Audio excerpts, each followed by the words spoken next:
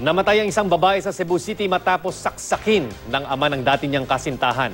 Ayon sa anak ng sospek, ipinagtanggol lang siya ng kanyang ama. Makibalita tayo kay Greggy Magdadaro ng GMA Cebu.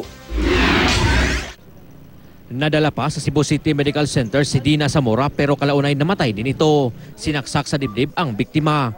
Ayon sa pulisya, sinaksak ang biktima sa loob mismo ng kanyang bahay sa Sitio Laguna, Barangay Lorega. Nakilala ang suspek na si Rogelio Opora, ama ng dating kasintahan ng biktima na si Rosan Opora. Ayon kay Rosan, nagkaroon sila ng pagtatalo ni Dina habang nag-inuman sila. Nagsabunutan daw ang dalawa. Doon na raw sumaklolo ang ama ni Rosan. Pinagsasaksak umano ni Rogelio si Dina. Paba man akong uyab. Nga gidapatan ko ani. Mato nilaban akong papa. Unang rumesponde sa insidente ang mga barangay tanod pero hindi na inabutan ang suspect.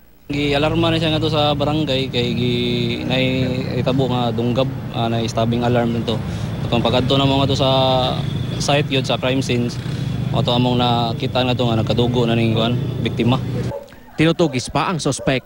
Greggy Magdadaro, Nagbabalita, Pilipinas.